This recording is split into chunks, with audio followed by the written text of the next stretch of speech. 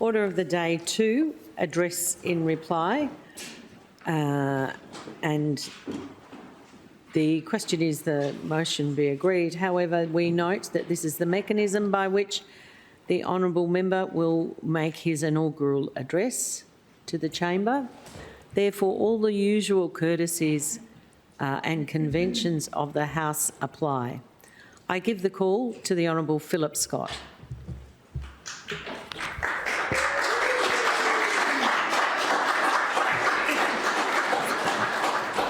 Honourable member, if you just would give me one moment so that I can address the visitors in the gallery. You are welcome to the Legislative Council.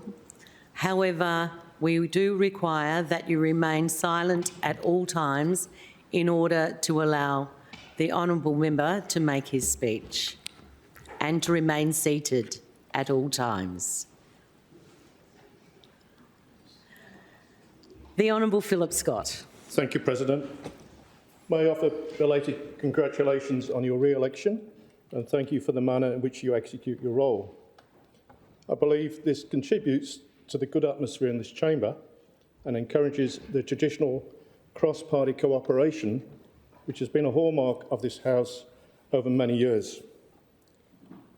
We're all here because we want a better future for Western Australia. We just differ on how to achieve that.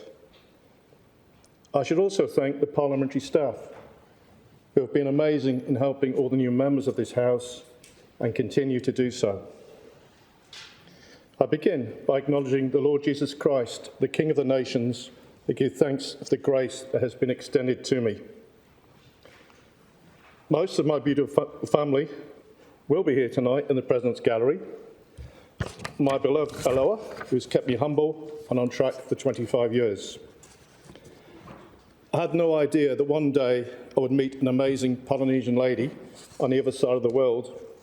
We both share and value the benefit of our respective cultures.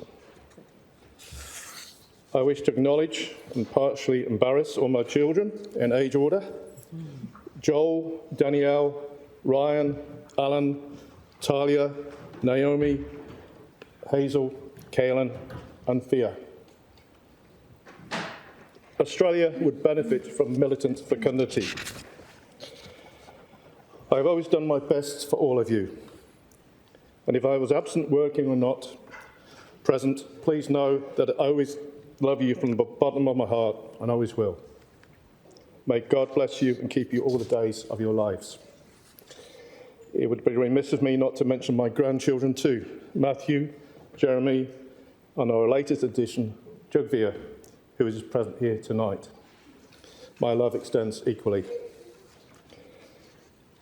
Before continuing, I do hope that my enunciation is clear for the members of this House. If you require subtitles, I think the Hansard recording will have them. Please do remember that I'm an Australian trapped in an English body. Unlike the movie The King's Speech, I've not been putting marbles in my mouth, so you will have a mixture of the Northern and Southern Hemisphere. When I studied, a professor told us that the average attention span was 20 minutes, and he would break from his lecture accordingly and tell an anecdote or dad joke.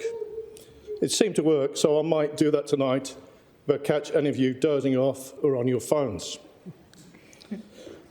I am incredibly humbled and honoured to be elected to this House, and I pledge to serve the people of Western Australia. I do that as a public servant. Political allegiances are important, but I would prefer to be a friend to the people before a party. There is not enough of that at state and federal levels. I wish to put on record my thanks to the Honourable Rod Caddies for trusting me to run alongside him. Rod and I both know we would not be in this Parliament had it not been for the sacrifices that One Nation Pauline Hanson has made over many years. Former Prime Minister John Howard said she would be a temporary political phenomenon, like a meteorite flashing across the sky. How wrong he was. Rod will have my support for 4 years, and we will remain loyal to the party brand. Voters rightly expect that.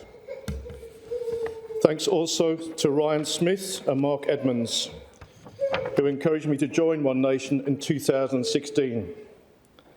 Sadly, Mark recently passed away overseas after a protracted battle with prostate cancer. But I had the opportunity to thank him and advise him that he would not be forgotten on this occasion.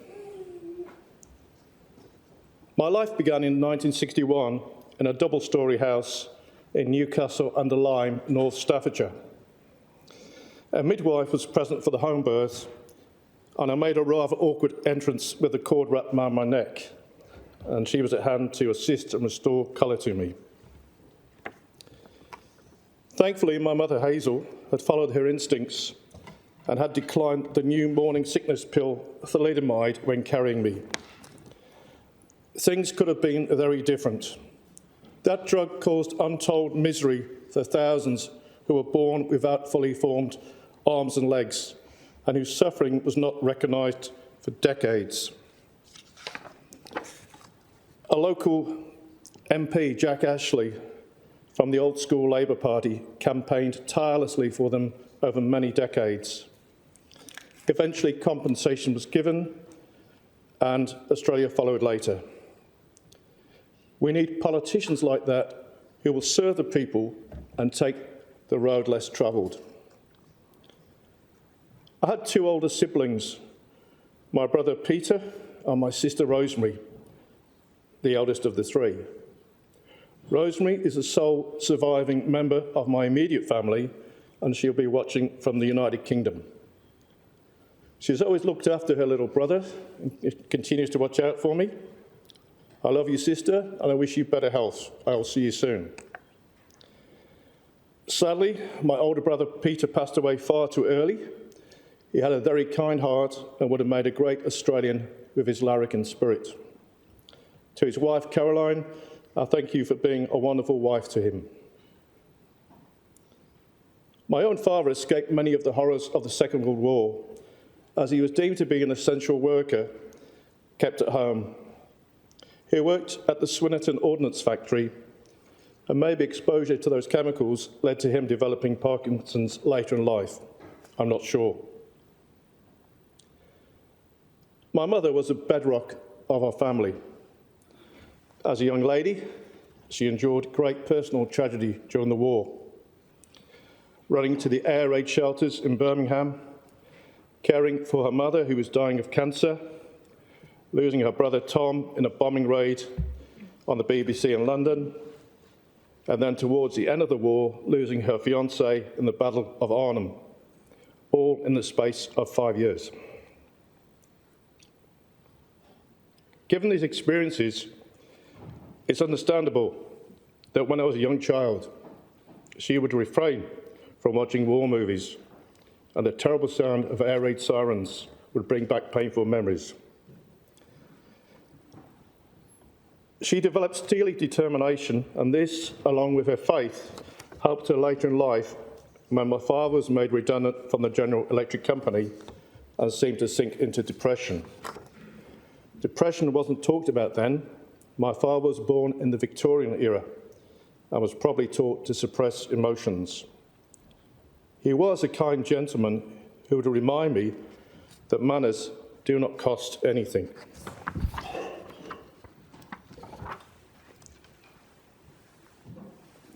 My hometown was in the outskirts of Stoke-on-Trent, or the Potteries as it is known. The six towns were known for their fine china and ceramics, Wedgwood, Royal Dalton, and even Twyford's toilets. The biggest bog makers in the world, as Steptoe famously said. Coal was also a large employer. In my hometown, there is an area called Silverdale, the colliery area, where the sixth Australian Prime Minister was born. Joseph Cook took office in 1913 with a majority of one seat in the House of Representatives. Always remember that one can make a difference, so never discount yourself. As has been said, if you think you're too small to make a difference, Try spending the night in a closed room with a mosquito. Growing up, I was reserved and quiet, but always willing to learn. I was fortunate enough to obtain a place at the Direct Grant High School, which was similar to a grammar school, and my education was free, save for the price of a hymn book, $2, to the age of 18. I believe education should be free for all to the age of 18. Sadly, politics ruined it, and my old school became fee-paying shortly after I left. Had times been different, I would not have received that valuable education. It was a rugby union school where the playing of football, or soccer as you know it here, was forbidden. Against expectations from teachers, I did not excel at rugby like my older brother, so I was relegated to the less favoured sport of hockey, which was also regarded as a gentleman's game. I did well at that, as I was daft enough to volunteer to be the goalkeeper without any padding. The school couldn't afford it. Our school would not have passed the health and safety regulations of today, but thankfully we had discipline. I recall doing cross-country runs in winter on local pavements, recently gritted by the council and surrounded by snow. After that, there was no guarantee of a warm shower afterwards. You either got hot or cold or whatever came. Like most teenagers, I would have the odd disagreement with my father and mother. On one day, or many days, my father would urge me, "Wear a scarf, Philip, wrap up warm, or you'll catch a cold." I would usually reply, "Well, scientifically, that's not quite the case." And he would respond with, "You've always got an answer. You should be a politician." I didn't, and I don't have all the answers, but hopefully I will always ask the right questions. Growing up as a Palm, I chose to support the lesser of the two local football teams, Port Vale instead of Stoke City, as I liked supporting the underdog, and they had a quaint name which no one could find on the map. It's the Aussie way to support the battler and the underdog. So I recently wrestled with the idea of leaving the Dockers for the Eagles, but my conscience wouldn't allow it. I don't believe climate change has caused the Eagles' decline, but it seems responsible for everything else. At university, I struggled with the big issues of life and lost interest in my law degree. One day, my friend Paul Raven suggested I might want to run for the Student Guild, as it is called here. He reminded me that left-wing loonies, often from privileged backgrounds, had taken over the joint whilst we were all studying. Nothing has changed much, has it? I ran as an independent. I can still recall my first public speaking where my heart pounded against the chest. I was fortunate enough to succeed. Later, I ran unsuccessfully for the position of president, losing narrowly in a cross-campus ballot of 2,500 students. As has been said, attention to detail in life is very important, and it may have cost me the 50 votes I fell short by. I'd made friends with members of the Iraqi Society over the pinball machine in the Student Guild, and I'd forgotten to tell them to mark the boxes with numbers instead of ticks. I returned to insurance underwriting after studies, and in the late 80s, I emigrated to Australia with my first wife, Jennifer. Never did I think I would live in Australia, but I would dream about it. As a very young child, I remember reading an encyclopedia that explained Aboriginals were counted as flora and fauna and had no voting rights. I asked my mother to please explain, and try as she may, she could not clarify it to my satisfaction. Most Poms envy the sunny weather and the laid-back attitude of Australia and the spectacular coastline and wildlife. My Uncle Jack from Brisbane, who served in Burma, had visited in the mid-70s and plonked a can of beer alongside me as I was trying to do my Latin homework. As a 15-year-old, this somewhat amused me. Soon after arriving in Australia, it became apparent to me that this country has an identity problem. We were told that the problem was historical links to the United Kingdom and links should be cut. Ironic, given that a fictitious Queen of Australia had been introduced under the Hawke government. I understand the desire to cut loose, but you don't need to throw the baby out with the bathwater. What I found irritating was the denial of the closer links to the United States and the Nations, which was having a far greater influence shaping the destiny of Australia. Former Prime Minister Paul Keating even ridiculed the flag on an overseas trip, which I thought was shameful and disrespectful to those who had died under that flag. In the mid-1990s, the remainder of the Commonwealth Bank was sold off, and the government was losing control to the banking fraternity. And how we need a people's bank now through the Australia Post outlets. But it looks like that's been quashed. Patriotism is not the last refuge of the scoundrel. Political correctness is. Karl Marx said that a people disconnected from their heritage are easily persuaded. And we've seen the long march of Marxism through the institutions. It's interesting that Marx had a deep interest in the devil, that the symbols of the Fabian Society are a wolf in sheep's clothing. The battle between good and evil is real, and we're witnessing it being played out across the world.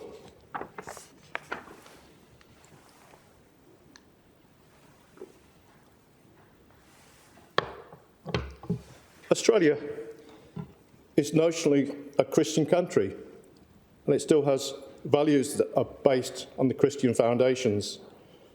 The most important ones of these are personal freedoms of expression, speech, and religion. Migrants come here because they are free to express themselves and their values, and they are rightfully shocked when they see our governments giving away our freedoms bit by bit. Our foundations are shaky at the moment, and we need to strengthen that which remains. We expect government to provide us with conditions of peace and conditions in which we may prosper, the very basics, but we observe the undermining of what underpins a healthy society, the family unit. Workers' conditions of a fair day's pay are devalued through mass immigration, which only serves the government and more so the mega corporations. An Uber driver recently said to me, "I came here expecting better conditions, but I'm working like a slave." Everyone suffers as infrastructure and services simply cannot cope, and housing becomes unaffordable. As John F. Kennedy said, how we treat the vulnerable reflects on us as a society. But we need to be wise in our kindness, not wasteful. We can't continue to help the disadvantaged if we become a basket case as a nation. That means having a fair but tough immigration policy. If the current federal government can vet speakers from overseas so closely, then they can implement the same national interest for those migrating into this country. Ethical capitalism based on Christian values is the way to go. My own country of birth had William Wilberforce and Lord Shaftesbury, who instituted great social reforms. Enforced socialism makes the state the universal provider and disincentivises work ethic and entrepreneurship, which will destroy us. We need to be a united country without the elites causing divisions between Indigenous and non-Indigenous, black against white, Christian against Muslim. Chaos and division will enable tyrannical government and further erosion of civil liberties. A house divided cannot stand, and it breaks my heart to see what is happening in my homeland, where the sacrifices of those who laid down their lives seem to be forgotten. We cannot afford to make the same mistake here. When you come to Australia, you leave your hostilities aside. Sure, you can remember where you came from, but don't let your ancient grievances spill over at sports grounds or music concerts or on the streets. Don't pick on individuals. We are all Australians now. It's a new start. We need to be Australian, not British, not American, not Chinese, just Australian. And we can lead the world instead of being the nation at the bottom of the world. As Paul Keating said, we can turn the world upside down by our example. We need government that provides good health, education and housing in line with our incredible wealth. If dictators in the Middle East can provide good health and education, if Scandinavian countries can have sovereign funds, then what have our governments been doing for the last 50 years? Signing international treaties like the Lima Agreement without the consent of the people, selling off our precious assets to overseas corporations with little benefit for the population here. And it continues. Australia should be very wary of being drawn into overseas conflicts, especially those that are of no concern to us. Sure, remember our allies, but don't go on pointless regime-changing missions. Think Afghanistan and Iraq, shedding the blood of the host nation and their own young people. We need an Australian Defence Force for the purpose of defending Australia at home. The lucky country needs to become wise, not smart, because we know that smart cities are part of the United Nations agendas, which we are sleepwalking into. You'll be confined to your neighbourhood and not permitted to travel more than 15 minutes from your home without a permit. They tried it in Oxford in the UK, the people rose up and they backed off. Surveillance cameras will monitor your compliance, as well as saving the planet by not travelling far. Your carbon footprint will be monitored on your bank statement, and cash and the freedom it bestows will be replaced by digital currency. Smart freeways, smart meters, facial recognition cameras, as increasing poverty leads to more crime with poor law enforcement. This will enable the powerful to corral the population like battery hens working in a limited area. This is not make-believe. It's mapped out in black and white in the United Nations agendas, and it's the plan for global governance. Government wastes billions on grand schemes. The hundreds of millions spent on the Voice referendum could have instead alleviated Indigenous poverty and displacement, introducing meaningful programs from school into work.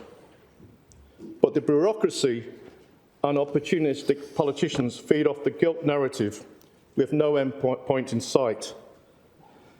Telling someone they are a perpetual victim does them no favours. The pandemic highlighted how vulnerable we are. Limited fuel supplies for defence forces, food supplies limited, poor infrastructure, crazy stuff that should have been fixed years ago.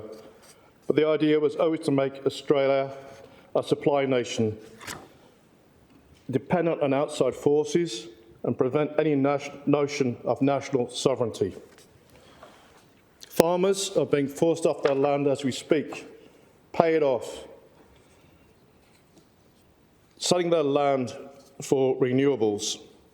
Trees, which we value as tree canopy, removed for solar panels and wind farms. Ask the 95% of locals in Kalbarri who do not want them. More expensive power, less reliable power, and the money going overseas yet again. The size of government is increasing day by day, as are the burdensome regulations on the everyday Australian. And of course, the more people you can employ in government, the more self-serving the monster becomes. The real wealth creators, the small business, are constantly squeezed by red and green tape and taxes. I was encouraged by the Honourable Dr. Brian Walker's remarks yesterday regarding a flat rate tax across the board, simplifying the tax system. And of course, this was one nation policy 25 years ago.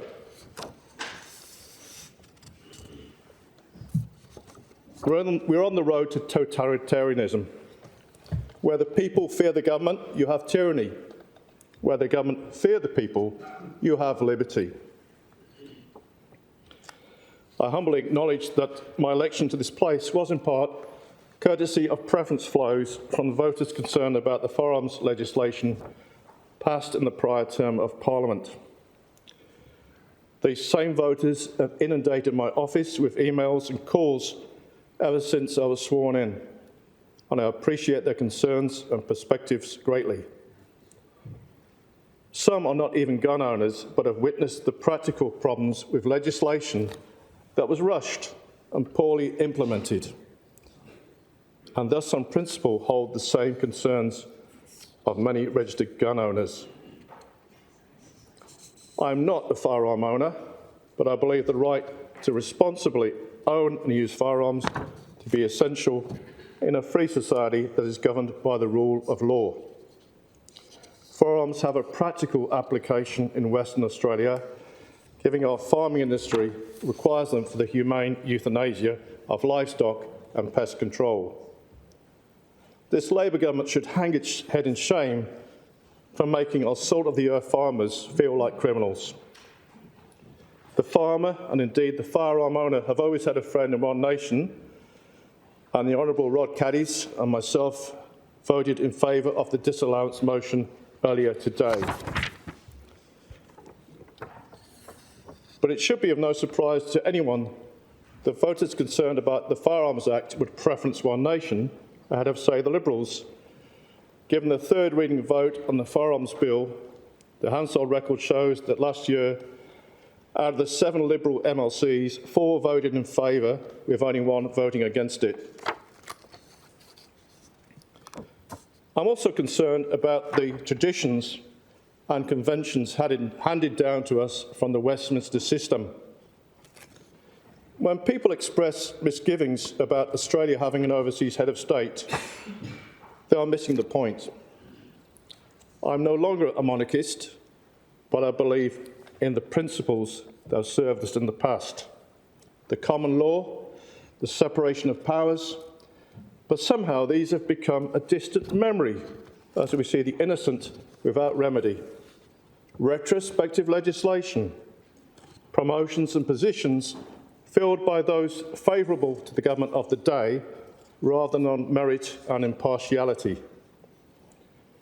There is a sound argument to allow the people of Western Australia to vote for their own governor and to have citizens' referenda on major issues like Switzerland. This would prevent the conflicts of interest I'm alluding to and enable the voice of the people to be heard more effectively. The implied freedoms, the right to protest peacefully, should be upheld by the judiciary and not circumvented by local government regulations or at the whim of the police commissioner or his officers. Justice should be evenly dispensed without fear or favour. As we know, there are different tiers of justice dependent on access to the best lawyers. The law courts are open to all, like the most expensive hotels. Weaponised lawfare needs to stop. At a federal level, Section 18C of the Racial Discrimination Act should have been repealed. We cannot continue on a road where freedom of expression is restricted unnecessarily. The existing laws are sufficient. Adding layer upon layer risks civil unrest, as we witnessed overseas. The police need to be reminded they are servants of the Crown, that is the people first and foremost. Unfortunately, our heritage is not taught sufficiently at schools. We cannot, and within the police force, we cannot have Stasi-style policing as we witnessed during the pandemic. Apathy is our greatest enemy. The government can keep us with our noses to the grindstone as we struggle to pay bills. Bread and circuses and racetracks will ensure that we remain frogs in water that is getting hotter by the day. The mainstream media have been part of the problem.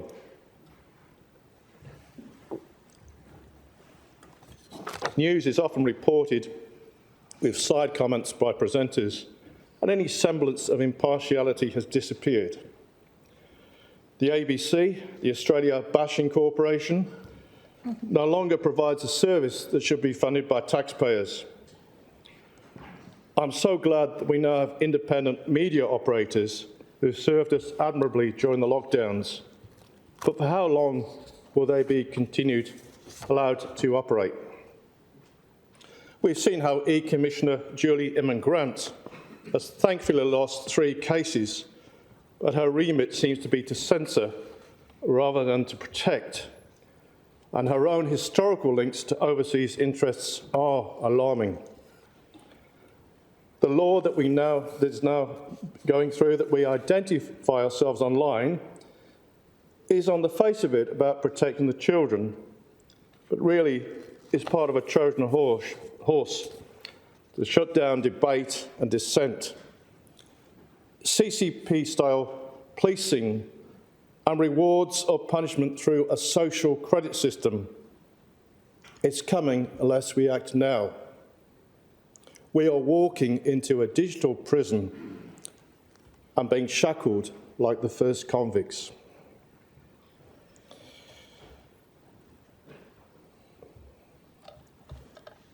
Legitimate attempts to protect children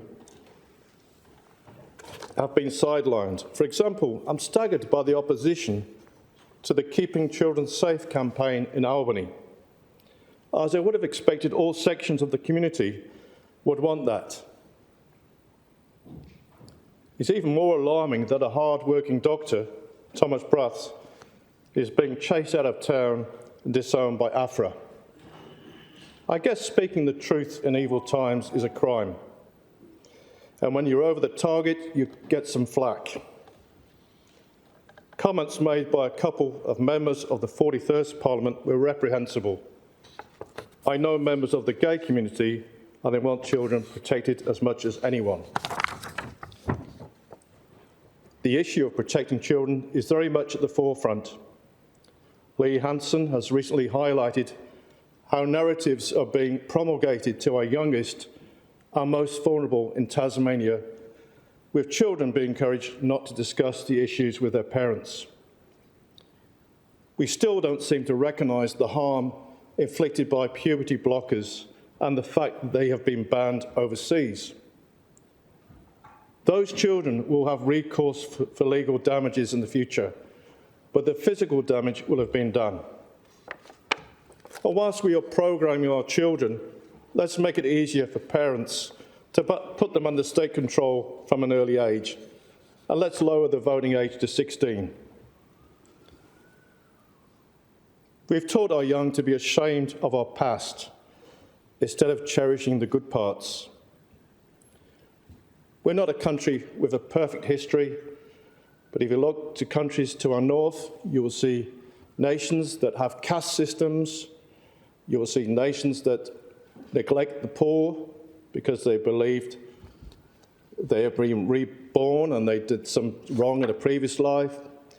You have systems where one religion is favoured over another. We have countries where homosexuals are whipped. Migrants come here because we have good values, and we need to protect them and not be ashamed of what this country has to offer. Will the bicentenary celebrations unite us as one state, or have us looking inwards and backwards again? We need to resist the notion that social justice only belongs to one category of people. It is universal. Our history includes the poor being imprisoned, subhuman prison conditions, orphans shipped out from England, child abuse by priests, and so on. Nice words and projects are a poor substitute for real action that meets the point of need. I'm reminded often of quotes from Orwell's novel Animal Farm. 4 legs good, 2 legs bad. That is how Marxism works, pitting one group against another by maintaining victimhood instead of helping the person get a leg up. All people and races are equal. We all bleed the same blood. I share Martin Luther King's vision that people should not be judged by the colour of their skin, but by the content of their character. We do not want to see masked protesters on our streets from the left or the right. That's simply not the Australian way. We believe in the right of freedom to protest, but within the bounds of the law.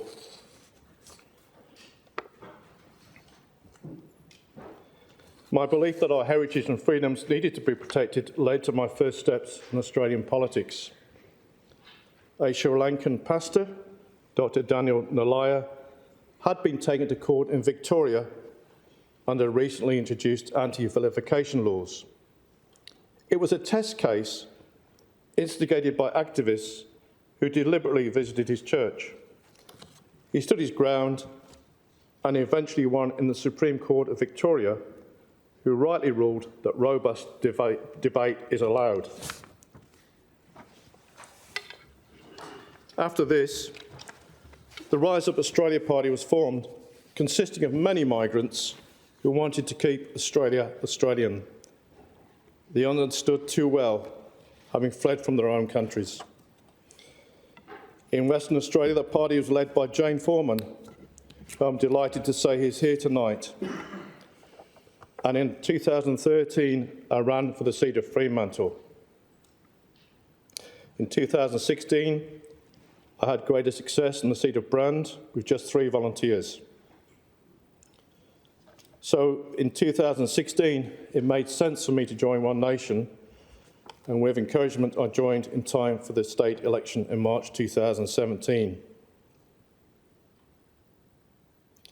I've always respected Pauline Hanson as someone who puts Australian interests first, and she was fighting the good fight even after being falsely imprisoned by the establishment. Ron and Mary McLean had kept the One Nation vision alive during those wilderness years, and with the assistance of the Honourable Rod Caddies and Ryan Smith, sufficient numbers were obtained to re-register the party. We owe them a great debt of gratitude, and I wish them well in their twilight years. Colin Tinknell led the party to a commendable result in the short space of time we had. In South Metro, I missed out on preferences to Aaron Stonehouse of the Liberal Democrats. However, I was impressed by his beliefs in personal freedom and smaller government. There was a real buzz of excitement at that time. I had some really good, loyal and people who helped me. I can't forget them. Patricia Phelan is here tonight, and I dearly miss her beloved husband, Richard Beveridge, who always had a warm smile and a beer ready. Richard Eldridge ran with me in the same area and gave help over and beyond. Jack and Jules Bainbridge became good friends and still are. Terry Hall always listened and gave good advice. The Davis family started a legacy of practical help that lasted throughout the years, and we had so many other foot soldiers: Marlene, Wayne, Julie, Stuart, Scott, Ben, Gordon, Naomi, Danny, Fiona, Suki, Craig, Lisa, Aggie, Taylor, Catherine, Narelle, and the Arsenal supporter Steve Sleep. We started to drain the Billabong, and we continue to do so.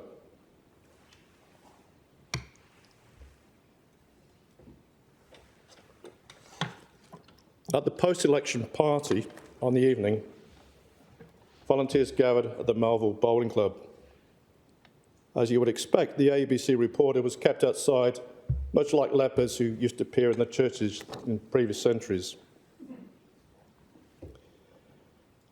I had inadvertently misled a certain irascible Scotsman who currently works for one of the crossbenchers to attend the event without giving him the exact details. He turned out to be a great blessing, as he bought a couple of amber liquids for me, just breaking the stereotype of Scotsmen. At the same time, he was trying to make himself look invisible. After the election, a mini-executive was formed consisting of Doug Shaw as president, Jenny Bennett, Richard Eldridge and Shung Chang. If it had not been for Shung Chang keeping me interested, I might well have walked away. Things changed, and after the Darling Range by-election, Paul Farling, a very experienced politician, became president, and Shung paved the way for me to become South Metro Chair. My old friend Sheila Mundy, with her affable husband Jerry, became North Metro Chairs. Things were looking up. At the state election 2021, with One Nation being led by the Honourable Rod Caddies, as we suspected, the incumbent government had smashed all operation. We had volunteers like Alan, who made 3,000 call flutes and distributed them with Dale, Tammy and Paul. It was so frustrating, but the climate of fear and a perceived benevolent state daddy had worked a treat. Alan went on to win the coveted Red Wig Award, and to the best of my knowledge, he still has it in his possession, but rarely wears it except as a sporran. The Honourable Rod Caddies was exhausted from them all, quite understandably, and Paul Farling returned. Other members on the new executive included Tyler Walsh, Travis Carter, Shung Chang, Sheila Mundy and Paul Howard. We were a tight team and helped one another out through difficult times. Travis kindly helped me with a car after I lost my employment because of the mandates. I have to say that the majority of right-thinking Australians are weakened by internal divisions, sometimes real, sometimes by design, by malevolent forces. For instance, if the Liberals had shown some conviction and principle, they would have preferenced long-standing member Cam Tinley over the Honourable Brad Pettit at the 2021 state election.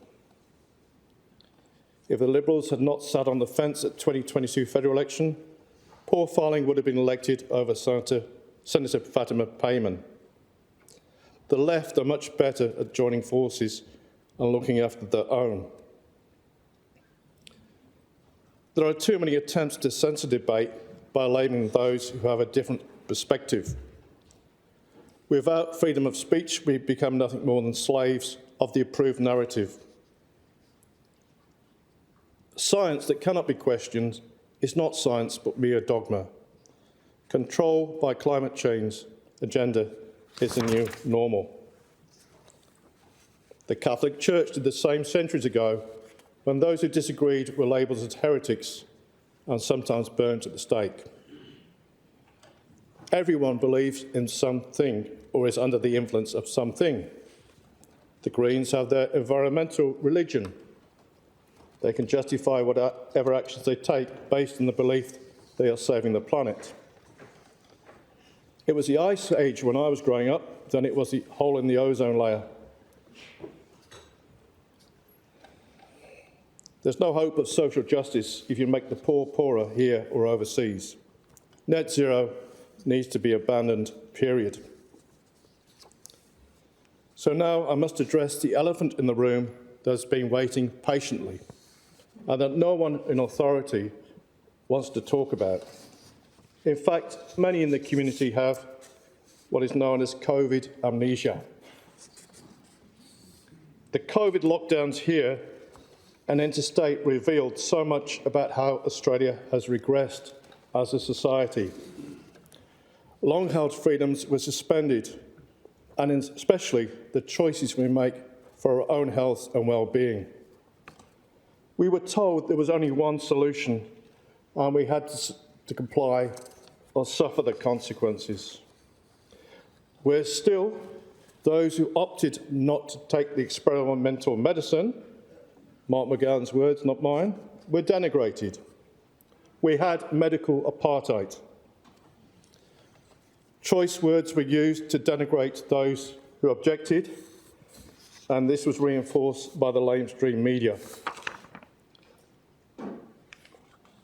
Emergency workers, some with decades of experience in the health, fire brigade and police, were just consigned to the scrap heap.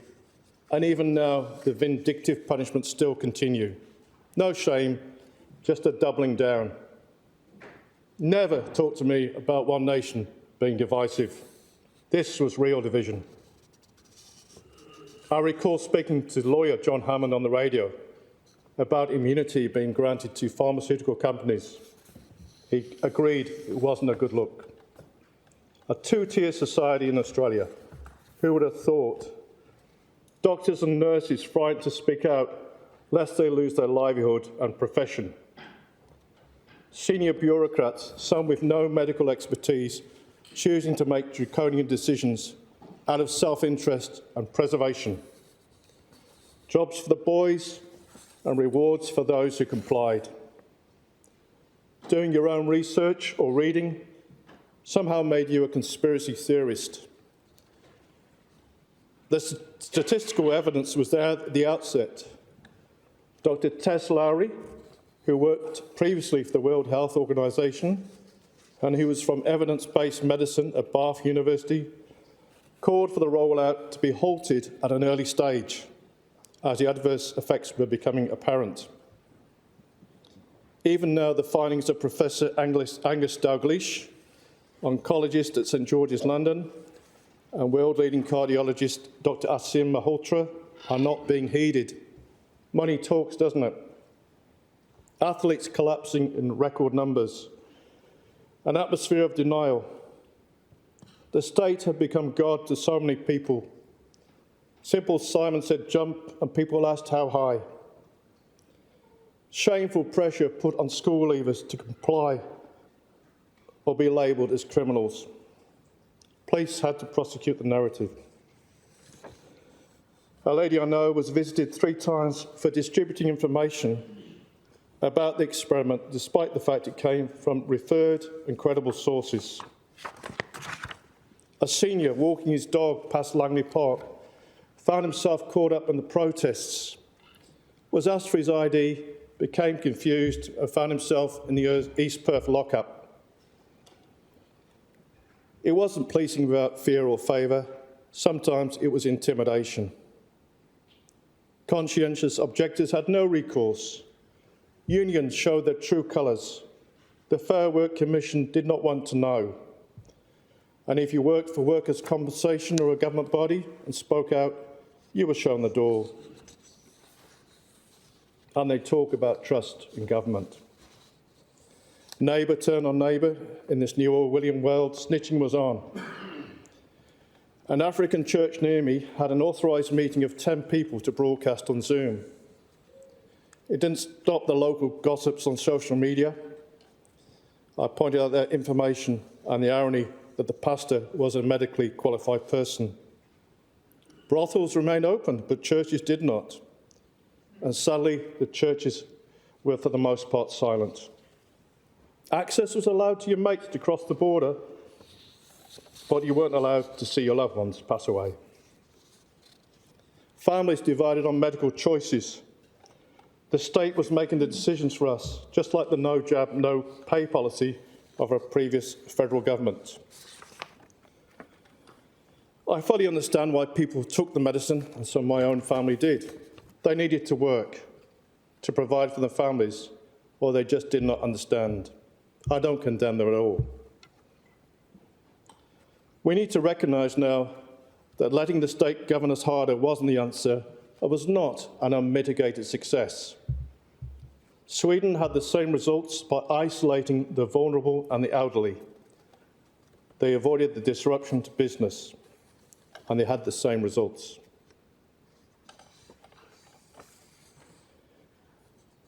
We now have people who have medical conditions they did not have before. And in last year's medical journal, Australian Medical Journal, Professor Tyndall admitted that they cannot rule out that long COVID is unrelated to the vaccines themselves. The information is there, but the so-called investigative journalists are nowhere to be seen. We were told the vaccine was safe for children under 18, but now we are told by Otegi it is not recommended.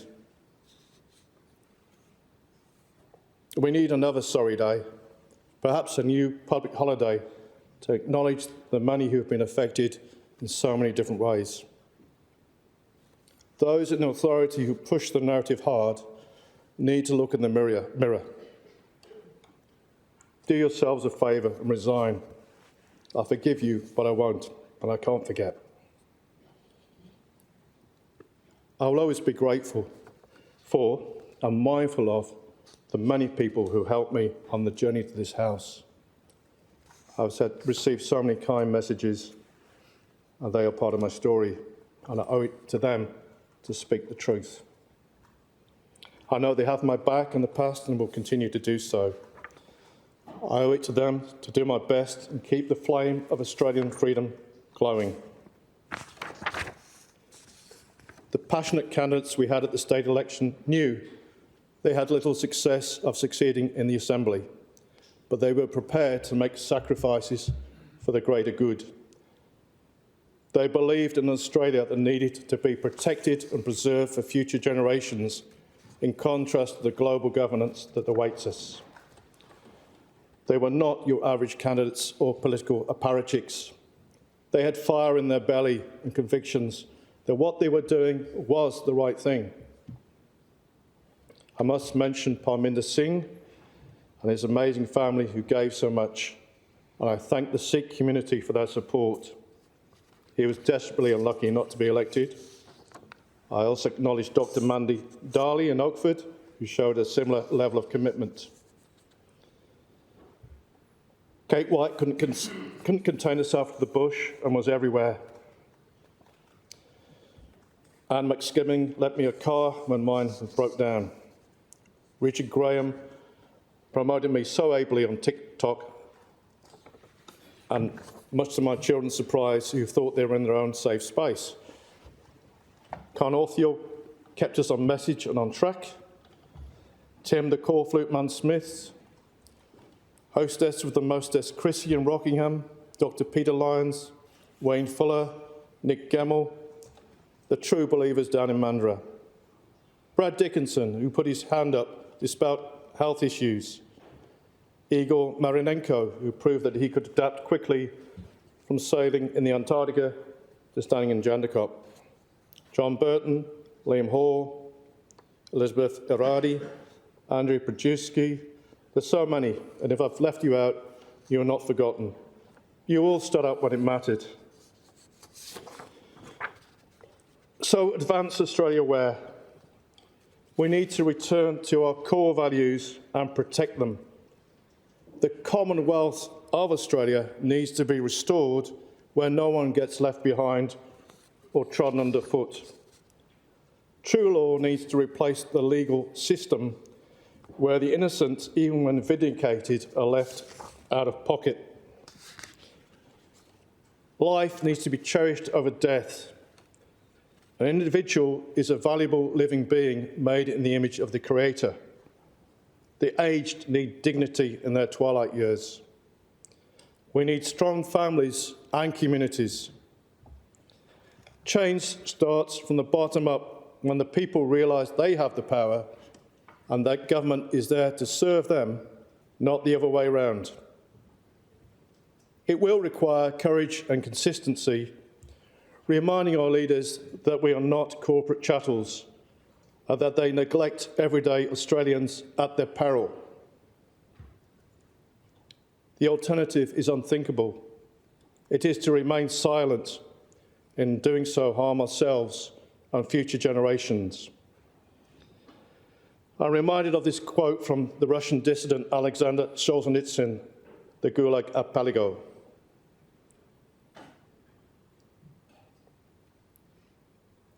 We didn't love freedom enough. And even more, we had no awareness of the real situation. We purely and simply deserved everything that happened afterwards. My friends in this House, we are standing to protect the heart and soul of Australia. We need to take back control and truly walk together as one nation. Thank you.